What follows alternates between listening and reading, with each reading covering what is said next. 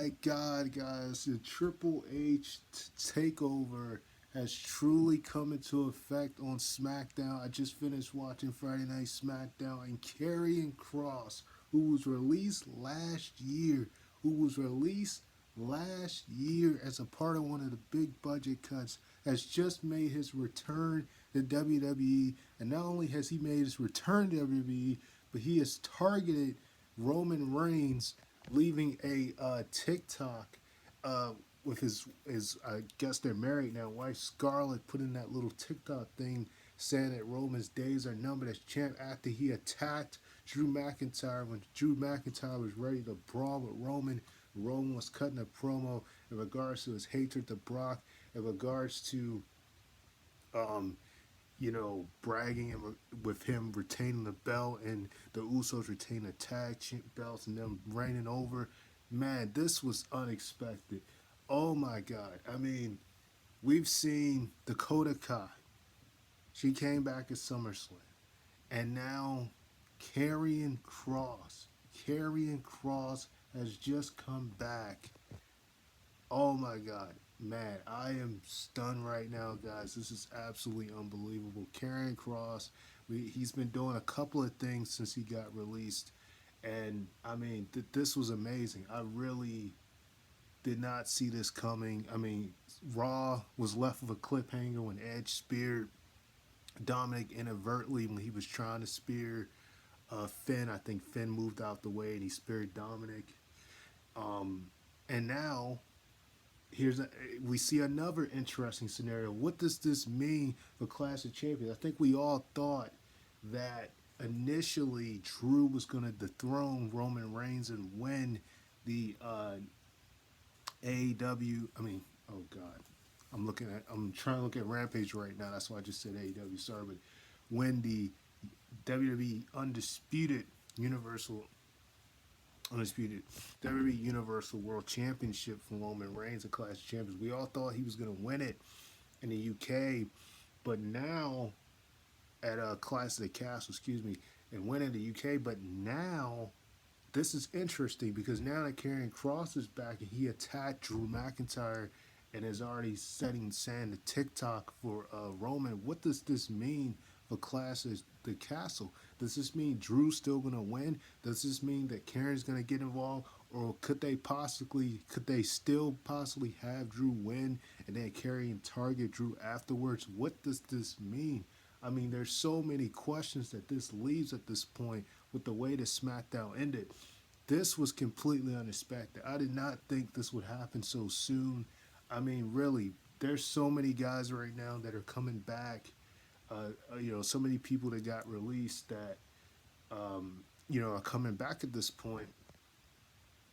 And this is wow. This is insane, guys. I am just stunned right now. I'm trying to watch Rampage just going live because I watched them both. SmackDown go off, Rampage on. I'm trying to look at that too, but I just wanted to come on here real quick and talk about Karrion Kross return because this was definitely, you could tell this was a Hunter move, and he was one of Hunter guys. I mean, when he was in NXT, he was pushed pretty quick. He actually won the NXT Championship after just being in NXT for about 3 months or so. Didn't even take him long before he won the championship, defeating Keith Lee. I believe it was at TakeOver. I think it was 30 when he won that. But then he got injured, had to surrender the belt, came back and won it again when he beat Finn Balor last year at NXT TakeOver Stand and Deliver for a second time. And then he lost that to Samoa Joe. But ultimately, he was pushed pretty heavily when he was in NXT. In fact, in his first match, he pretty much squashed Tommaso Ciampa at NXT in Your House back in 2020. So he was definitely pushed pretty heavily, with what he did and such. So this is definitely huge. And, you figure that something like this happened. But I really do wonder, though, what does this mean for Drew? Does this mean Drew's not going to get his moment? Does this mean Drew is still going to get his moment, but they're just going to have Karrion now into the mix? I mean, this is a breath of fresh air because you've seen Roman dethrone so many people, but Karrion is a whole new mix. Karrion is somebody that Roman's never touched, and clearly he must have been in talks with Paul, calling him by his real name now, Paul Levesque. He clearly has must have been in touch with him, to come back just like Dakota was. We seen Leo Sky now going by the name Sky. She came back. This is just unbelievable. Who else could we possibly see come back that was released? I mean, Karrion. I mean, he even said, if the offer was right, or if he wasn't the same presented in the same way he was with the whole mask and all the stuff he was wearing when he came to the main roster, but the crowd wasn't really taking him seriously, that he would come back.